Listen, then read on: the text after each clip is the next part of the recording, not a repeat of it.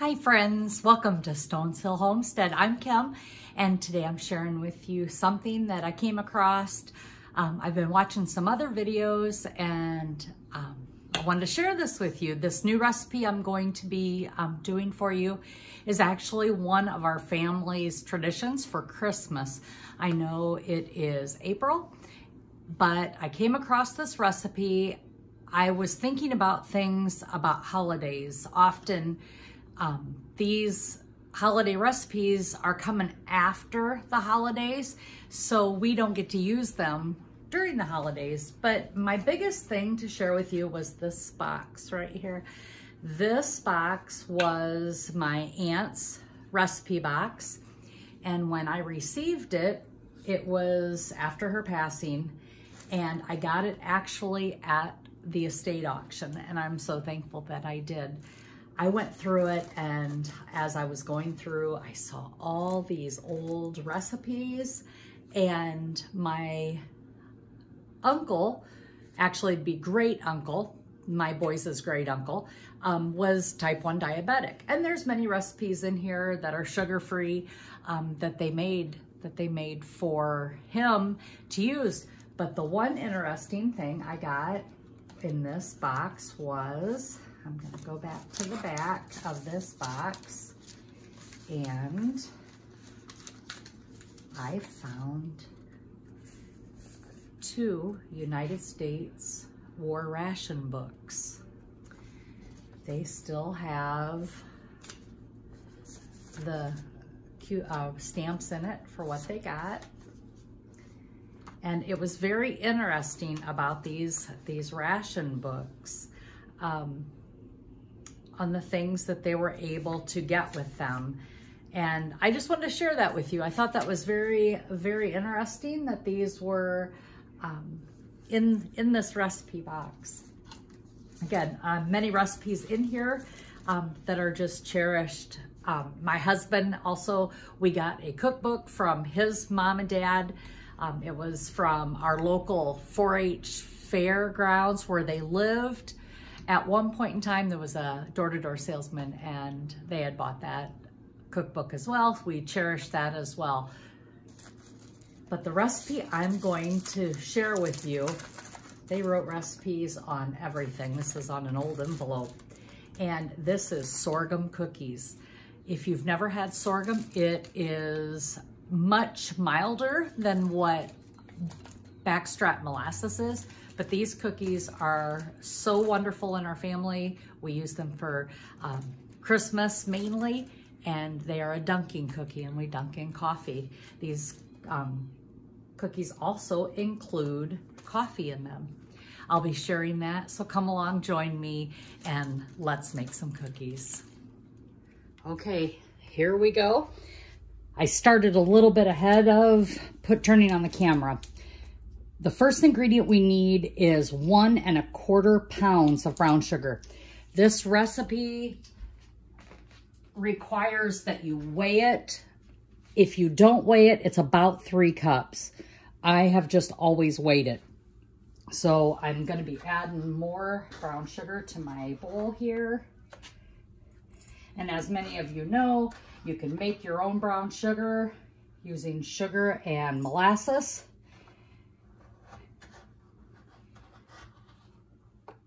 And I ran out, so I had to quickly get some around.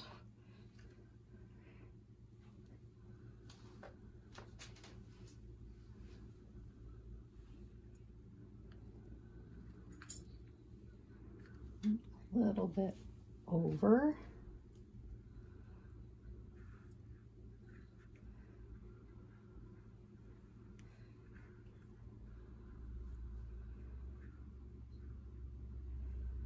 Almost. That's close enough, people. I'm not gonna worry about 0.2 ounces. So that is my first ingredient.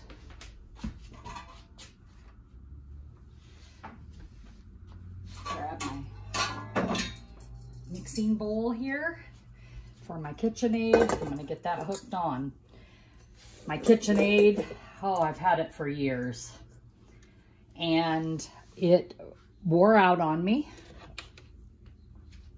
last year. So I thought I was done. Well, I soon found out that I could send it in and get it fixed. The bearings went out on it. $52 later, it was fixed. So very happy about that.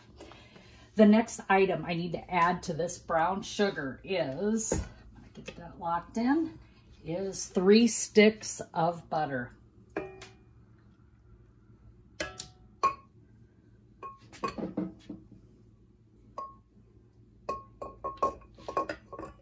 Hope my arm isn't in the way, people. I'm really sorry if it is.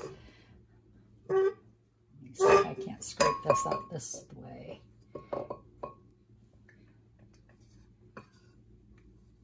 There are some people that don't scratch things out with their spatula. I'm one of them that does. So I like to get all the goodness out of everything.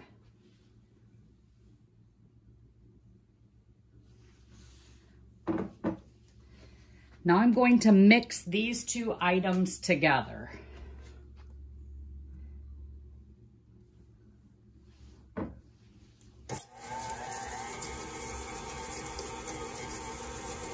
Once those items are done, I need 1.5 cups of sorghum molasses.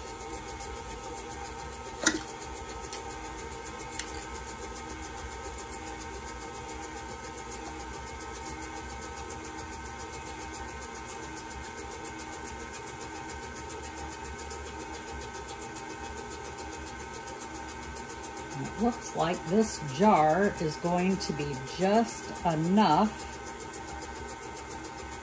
sorghum for me. And I'll show you how I'm going to get the rest of that out of the jar in a minute. Pampered Chef item. I am going to lift this up and I'm going to put this in, and look how that squeezes all that out.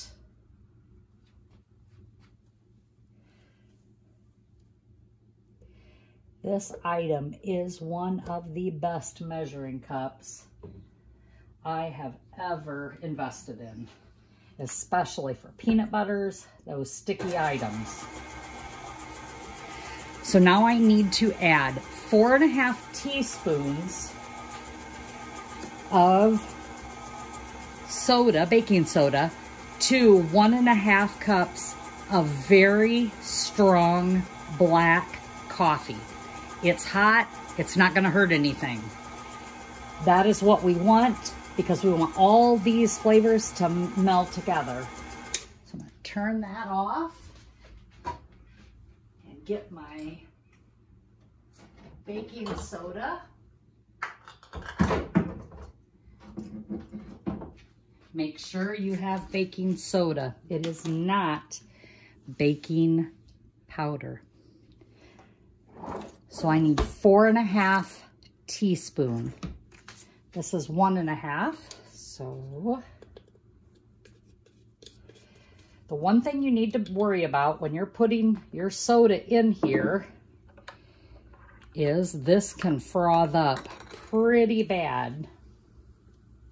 As you're starting to see, there is 3 teaspoons. See how that's starting to bubble?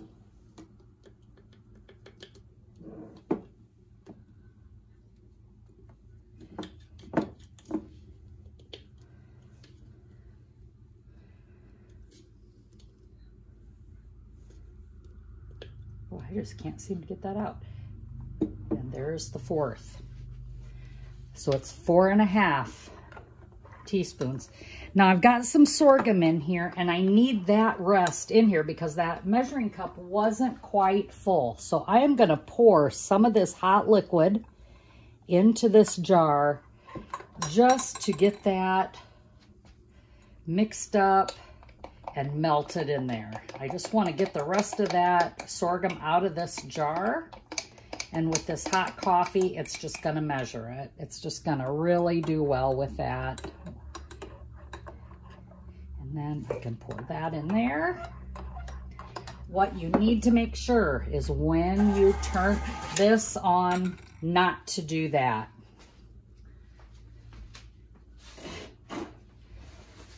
It can splash, and even though there's not much in there, it is scraping the bowl. So we have to be very slow at pouring this hot coffee in to the mixer. So I am going to try again. There we go.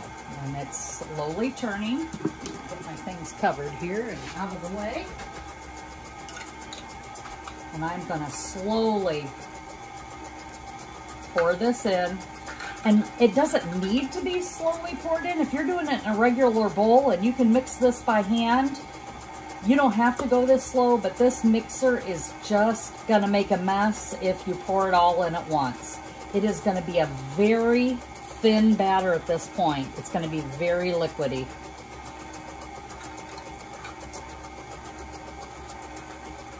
Now, as it's starting to get more liquidy, it's not splashing.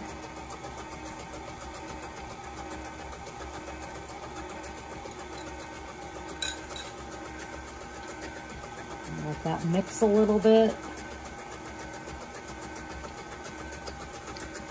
And I'm gonna bring in here just a little bit more so you can see it better.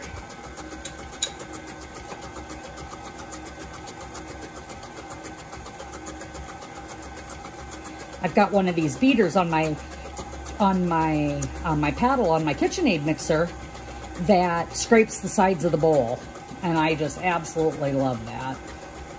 So then I don't have to stop and scrape the bowl.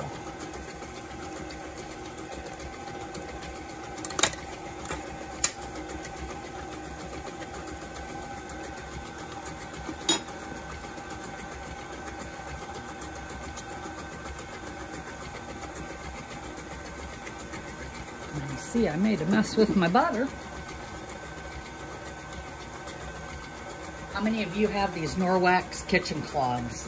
Best item around. They're like paper towel. They're the size of those tear-off paper towels. Absolutely love them. So now I have mixed everything to this point. Now I'm going to be adding 2 beaten eggs.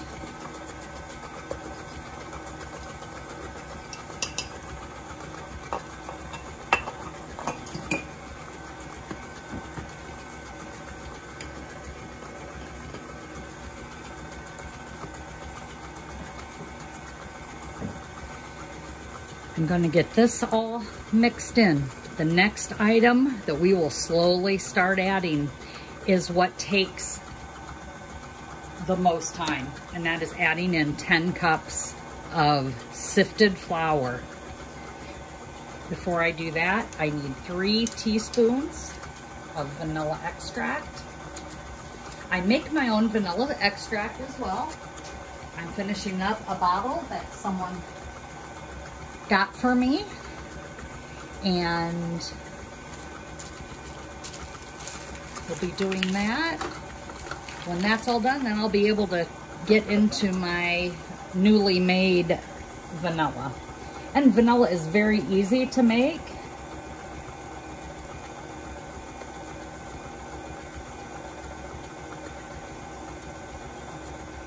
There's my 3 teaspoons.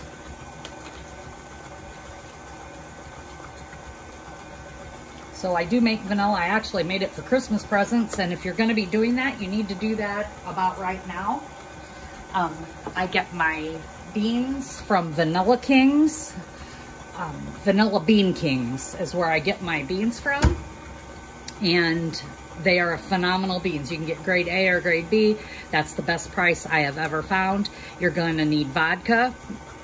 I buy that at Sam's. I buy the case at a time of I believe they're like 2-liter bottles. Anyway, there's 6 bottles, I believe, that come in a case. That was enough for me to make everybody that I work with and family members gifts for Christmas. So I'm going to start in now with my flour. But first I'm gonna shut this off. The first thing I need to do is finish sifting out that last little bit of flour with my spices. So I need to add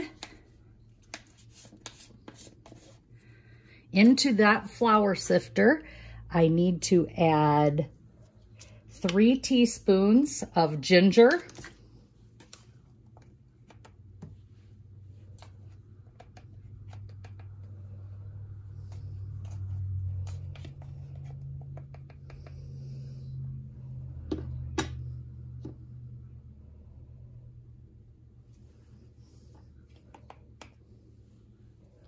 Three teaspoons of ginger there.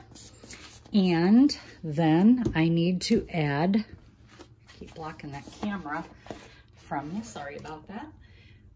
I need to add 1.5 teaspoons of cinnamon. Add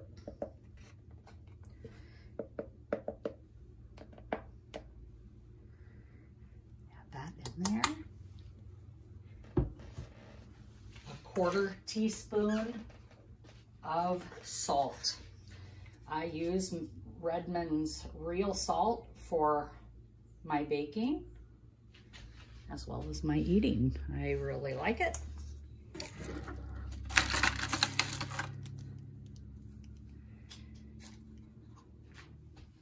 Here's my salt. I'm gonna finish sifting through.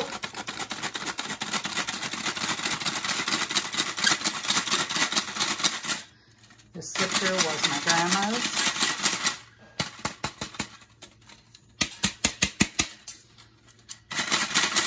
I like it.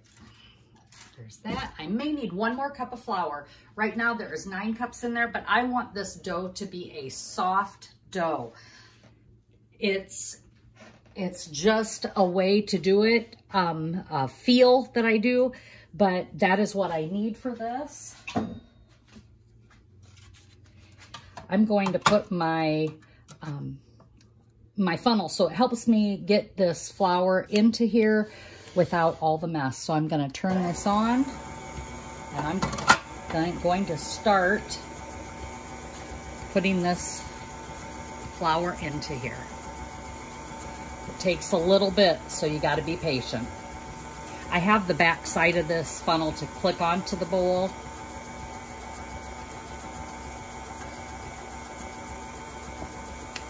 But I'm just going to hold it in place. So we're going to get this in there. It takes some time. You're going to think you're going to overwork your KitchenAid mixer. That's why I use the KitchenAid. There's another kind of mixer that I have saw, I believe, Three Rivers Homestead. Jessica has one, and I can't remember the name of it, but it makes a lot bigger batches, and I believe it is much more industrial type strength than what this KitchenAid is. This is just the standard model. It doesn't have the lift like the bigger one does. Bosch, I believe it is a Bosch mixer. Had to think about that a little bit. This dough, again, will be a soft dough. That is what you want. It is going to refrigerate overnight. These are roll-out cookies. It is important that you let it refrigerate overnight. 1, for the flavors, and 2, for the stiffness of the dough.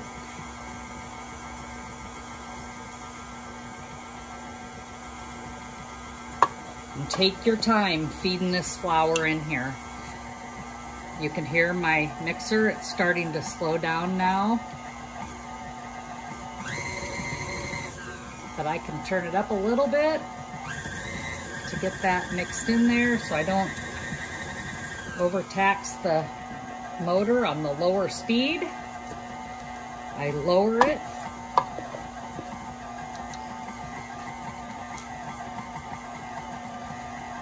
And it is a very soft dough, but it is a very full bowl. So what kind of recipes do you all pass down in your family, tradition recipes.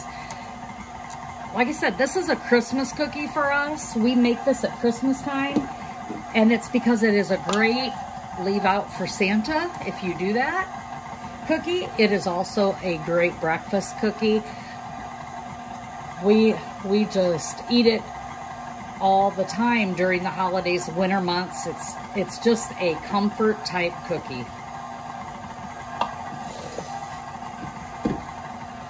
Getting there to the last of the flour, and my mixer is about at its limit.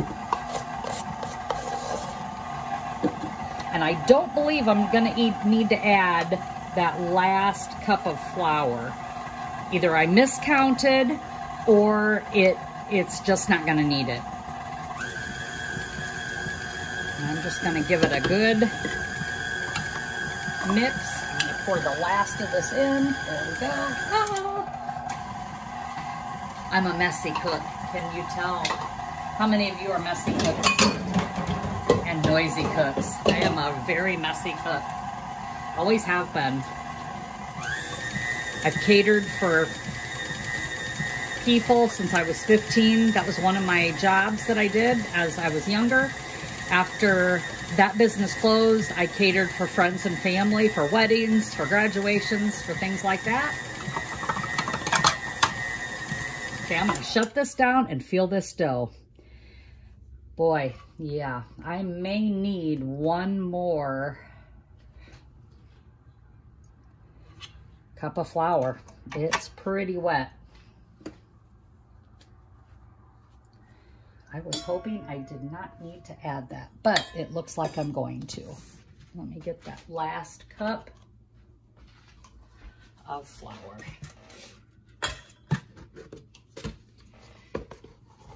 See if I can't get this worked in there.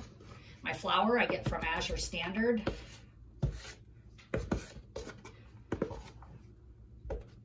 I get it in 25-pound bags.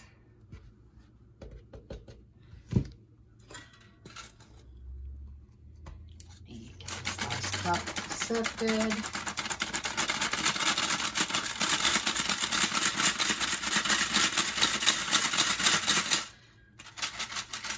I'm careful not to add too much flour.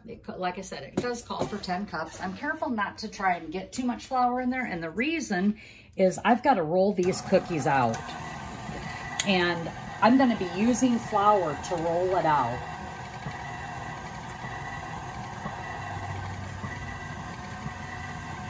Definitely needed that last cup. So it does 10 full cups of flour to get it to the right consistency.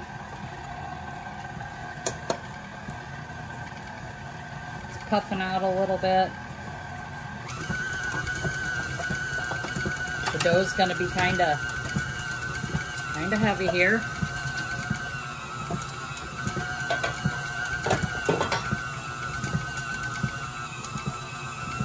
Like I said, you're gonna tax that KitchenAid, so don't ever double the batch in a KitchenAid. Make them separate, or if you have that Bosch. And I lift it as I still spin just to get those final pieces off, and there we go.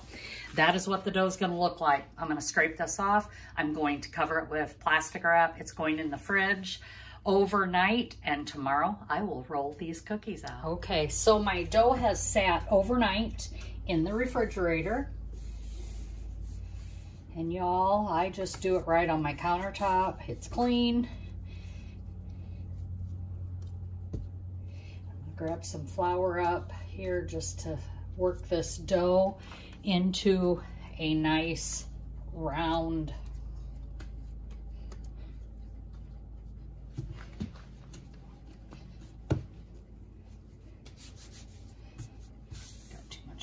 here, I think.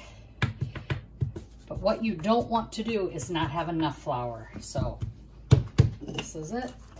And you start rolling your dough.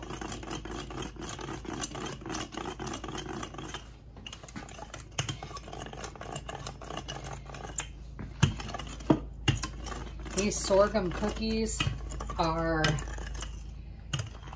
one of life's staples in our family for Christmas.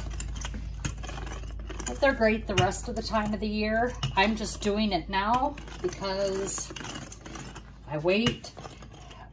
if I wait to do this at Christmas time, we do ours on New Year's Eve. This is a Christmas baking tradition. We do it on Christmas Eve, and you wouldn't get this video till after Christmas. And that is something I do not want, or I don't like to do. Let's say that. I don't like to do that. So you're gonna roll this dough out to about that thick. I can't really say exactly a quarter. It's a quarter to a ½ inch thick, depending on your cookie cutter, your oven, all that kind of stuff. I'm gonna say mine's in between a quarter and a half. And then I'm just gonna start cutting my rounds.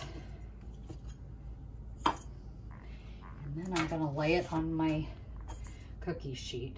The one thing I never did before that I do now, and that's thanks to watching many videos on YouTube, is I have never used parchment paper when I'm making cookies on my pan. I don't know why, I never did it, never thought about it, I guess. But watching videos, it's great for easy cleanup.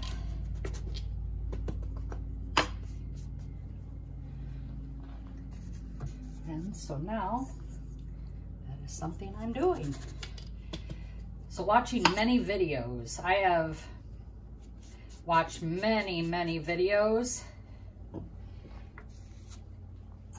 over the past couple years, and it's actually since the pandemic started. I never watched YouTube before, never had any reason to, and once the pandemic started, I needed something, I guess, to do. And people were putting some great ideas on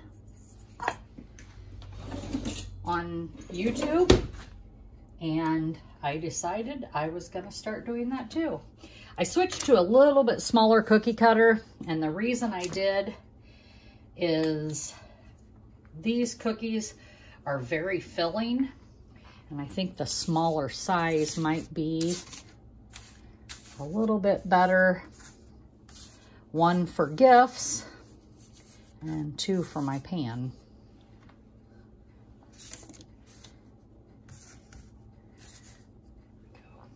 So I've got my first pan. I'm gonna show you my first pan. There it is. Okay, there's my first pan made, ready to go. Now I'm gonna sprinkle each cookie with some cinnamon and sugar.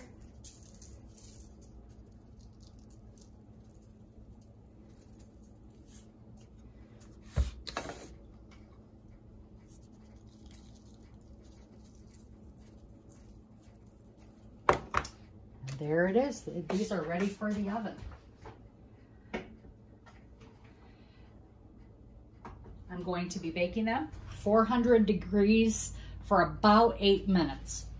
My oven has been having some problems, so I might have to go a little bit longer with my oven, but no big deal. But it is 400 degrees at 8 minutes.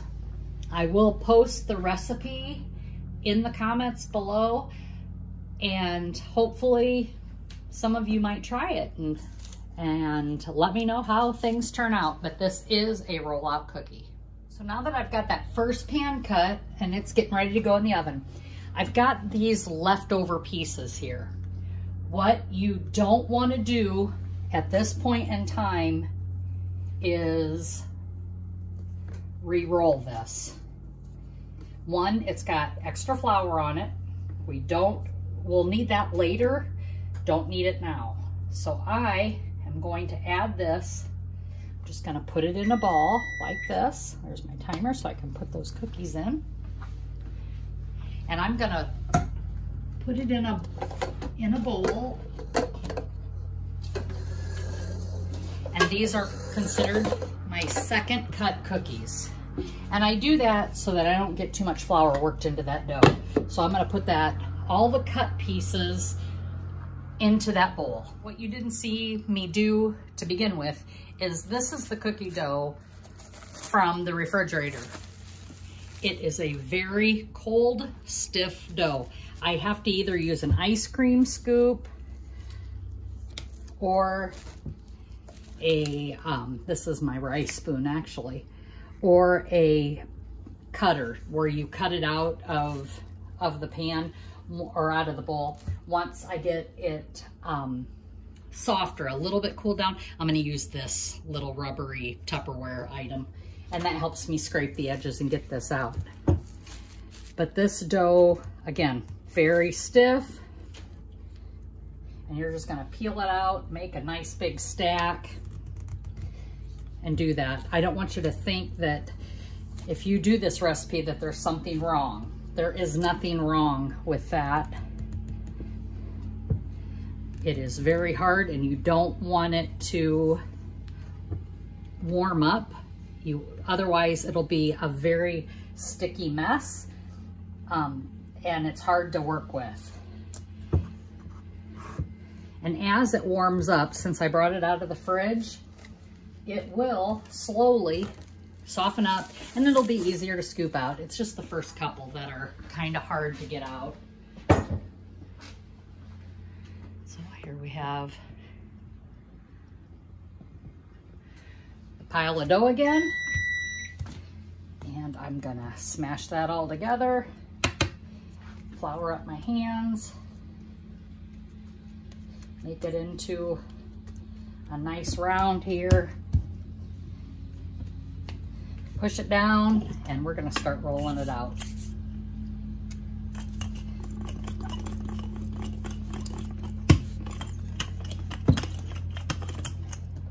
I might flip it over, brush off that flour.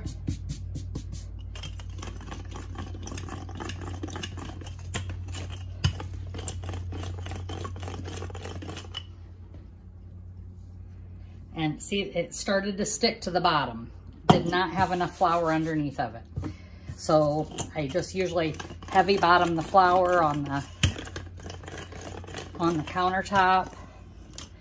I've tried using one of those silicone mats to roll these out, and that just doesn't work real well for me. This way the dough doesn't move, the mat doesn't move. I always have a pile of flour in my background there, just to make sure I can get things off of the countertop.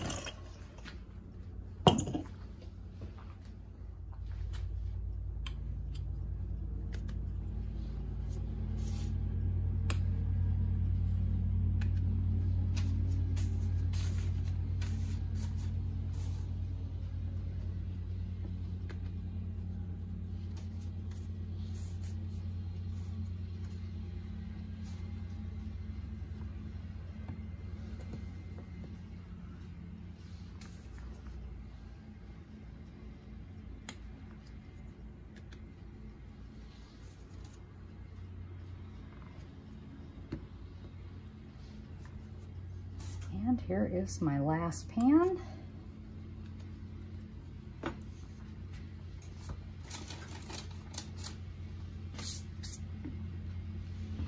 Get her cut out now. Bring it back over.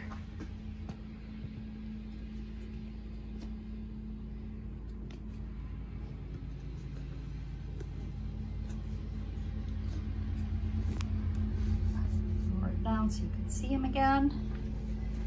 Sprinkle my cinnamon and sugar mixture. I don't know what the ratios are on this for cinnamon and sugar.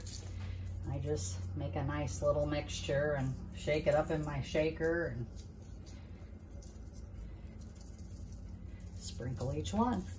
And there it is. The next ones are ready for the oven. And another tip, friends, when you're rolling it out, see how these are they're about the same thickness, but this one right here is a little bit thinner.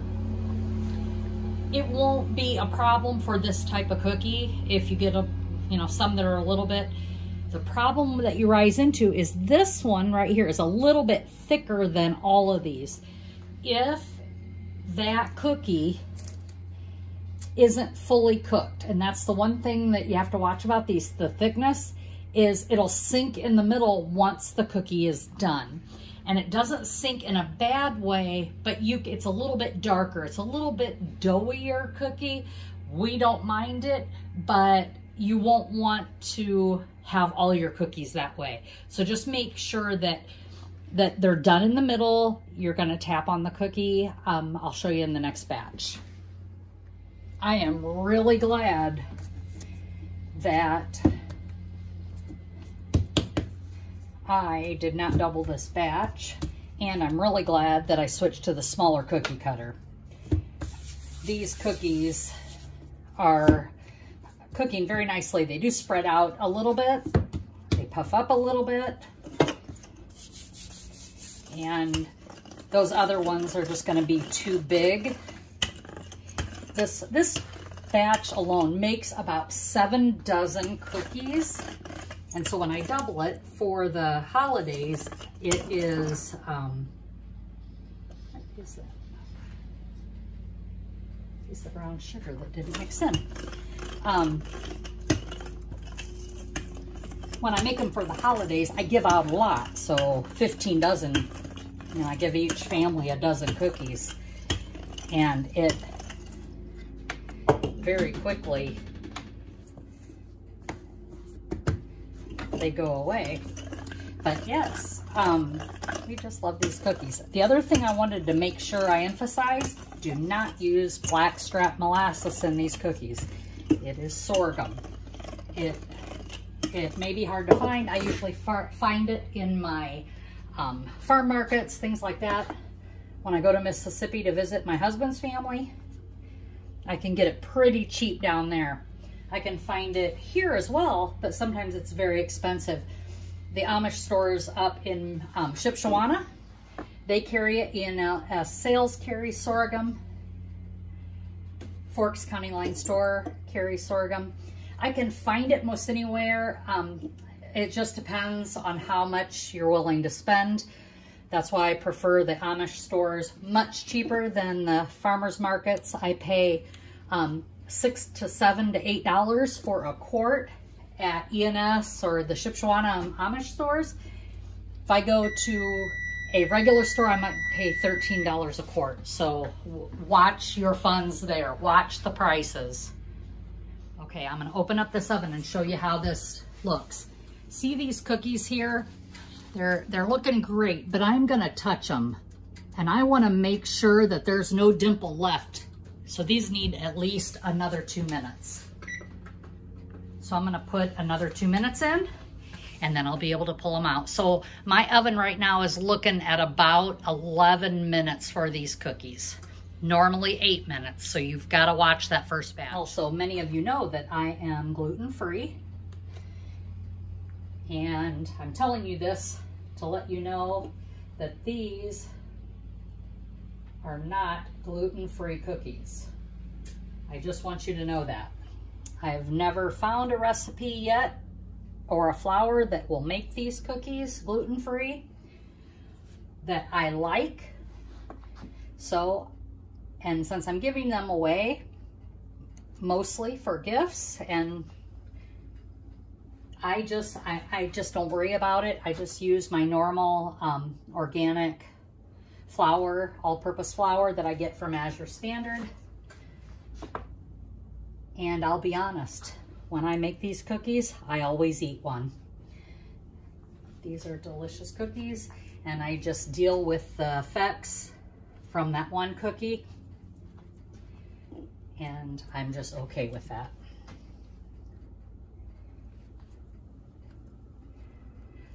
So what kind of, I've already asked about different traditions that you all may have for your holiday baking, things like that. But what things do you do for baking? Is it cookies? Is it a certain day or time that you go get your tree or put up a tree? Is it real?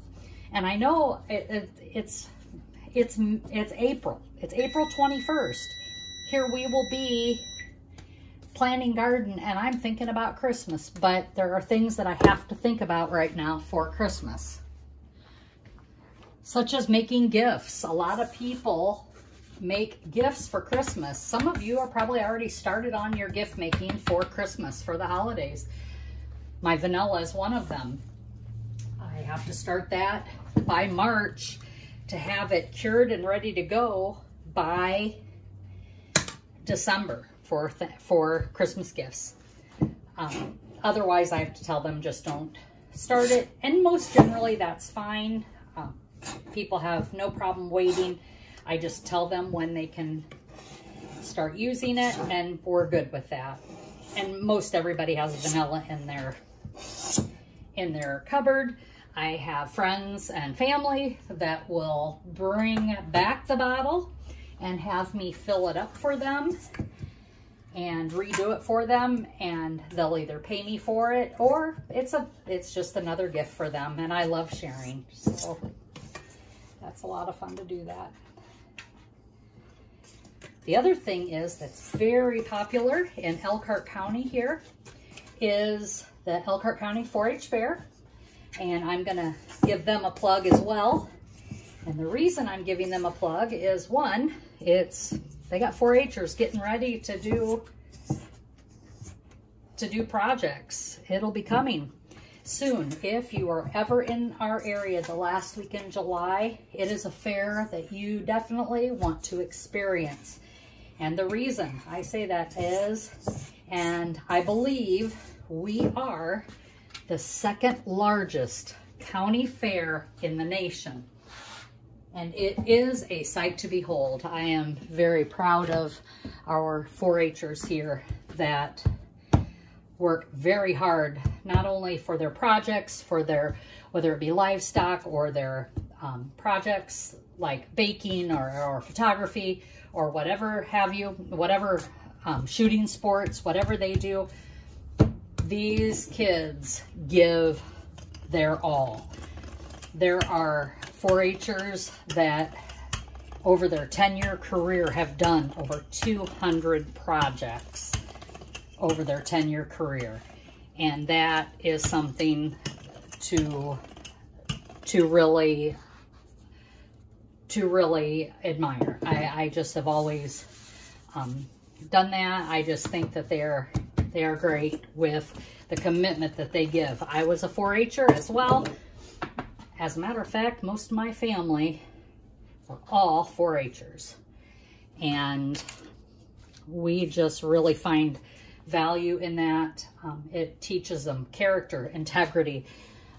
I think the biggest thing with 4-H projects is, yeah, the parents could help them, and maybe some parents do. I'm not going to say that they don't, but it's doing the right thing even when nobody's watching. And that is something that it teaches these 4-Hers, that yes, they may need help learning how to do a certain skill set. Sewing, prime example. You just don't learn how to sew. You just don't learn how to bake. Somebody has to teach you, and it's okay for them to help you learn and show you how to sew a seam or how to roll out a cookie, or, you know, and help you bake. It's okay to do that. And this is another reason why baking is important all the time. It's a great skill set for you to learn. Okay, friends, I've got my first cutout done. This is the leftovers from my cutouts. Now I'm going to start rolling these out. The reason I do those separate is it's harder to get these dough pieces to stick together nicely. So I have to knead it a little bit, kind of like a bread. And I'm going to have to work flour into it. So these cookies here might be a little bit, I'm going to say harder, but they're not. They're like cake. That's just the best way I can say it. But this dough here is going to be a different texture than what the first cuts are. So I'm going to finish filling this pan up with the first cuts.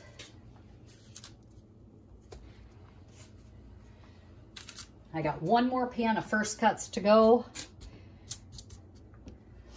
And then I can start doing the second cuts. Again, make sure you got enough flour on your countertop, and you're gonna have more flour on these. They're gonna be dusted heavier.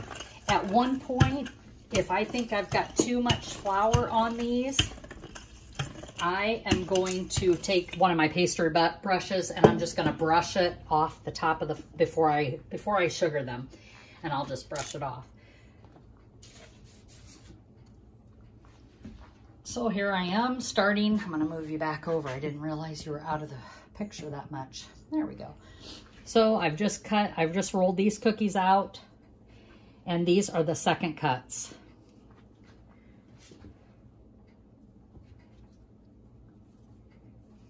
And I will finish doing these and get this next batch out of the oven. Okay, I've just taken this batch out, and I just want to show you the bottoms of these. Look at that. Aren't they? They're just beautiful. It can be a little bit darker on the bottoms of them cookies, but these cookies are golden and they are beautiful. Okay, so this is the last of my pieces from my first cut. So this is I'm making cookies out of the pieces from my first cut. And I'm telling you this because this ball right here is from my second cut. I'm not gonna mix that in yet.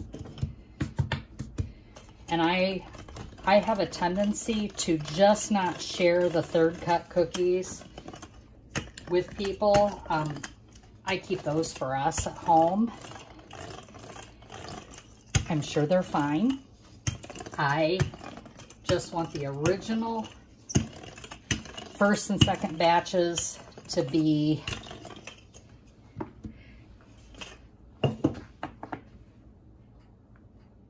really, really good, really flavorful, really cake-like. That's just what I like. So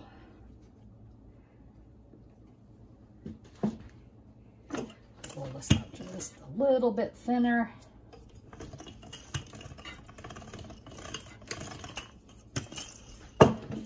Too thin makes your cookies crispy or hard, or too thick makes them doughy. So it's just a happy medium between 1/4 and 1/2 inch.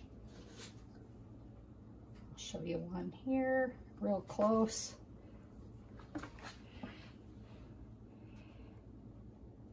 Able to see that?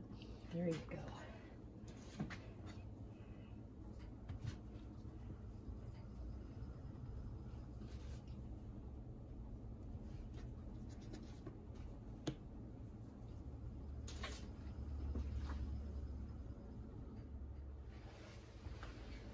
Just finishing up this batch of cutouts here.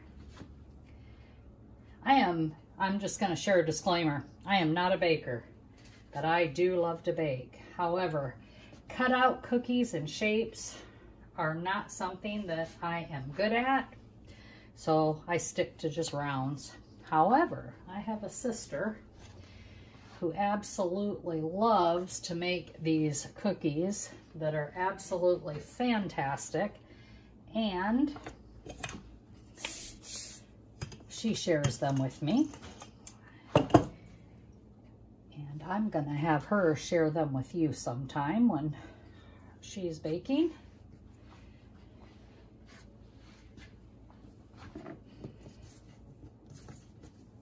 And see if she can show you some decorating techniques. I am not that person, but she is great with that.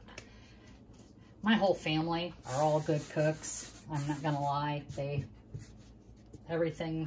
Most everything they make, I'll eat. And most everything I'll make, they try. Sometimes we like things, sometimes we don't, and that's okay. But if you don't try, you're never gonna learn to know if you even like it. I love to see when parents make their children try things. Just really expands their taste buds. Okay, so I want to show you the top of this cookie. See that slice right there? That is from this cookie not being a first cut. They just don't look as pretty, I guess. Maybe that's what I'm trying to say. So that's why I just don't give them.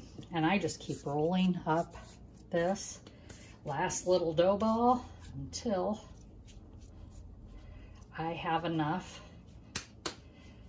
to where I just can't make a cookie anymore.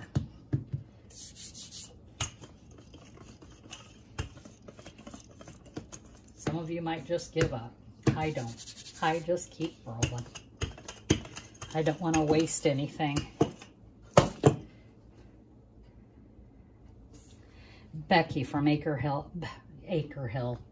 Boy, I'm mixing her name with my name. Becky from Acre Homestead is quite the baker. She says the same. She's not a professional cook. She just tries things, and she's always enjoyed cooking. And that is what it's all about, is just enjoying what you do, sharing with your family.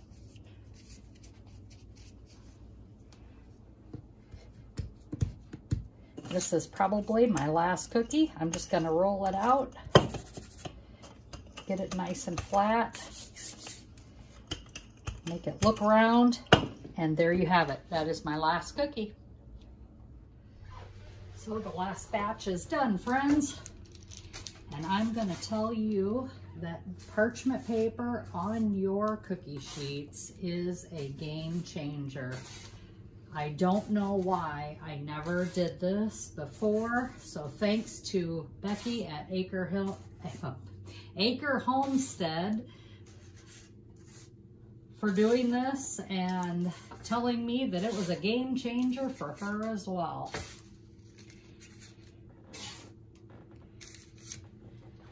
Finishing up.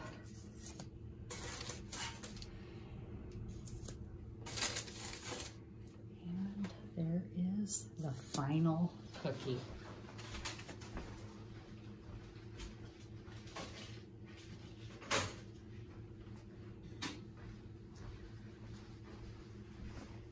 So it looks like we have 1, 2, 3, 4, 5, 6, 7 dozen of the small cookies, plus 3 additional, and we have 7 larger cookies back here on the left, right back. Can you see those? These are much larger on this first row, these 7 cookies. So friends, just want to thank you for hanging out with me and watching to the end. I appreciate it. If you like this video, give it a thumbs up, like, share, and subscribe. I definitely appreciate it. I appreciate you spending your day, your time watching this video and finding value in it. If there's anything that you like or have questions, feel free to ask them. I will be posting the recipe down in the description and all the items that I used in the making of my sorghum cookies. I love keeping those traditions alive and using those recipes that come from our previous generations, from our elders. Take time, learn those recipes, because when they're gone, if you haven't learned them, then we can't send them or pass them on to our family. So do what you need to do and get baking. Thanks for watching, friends. Have a wonderful day, and as always, be blessed.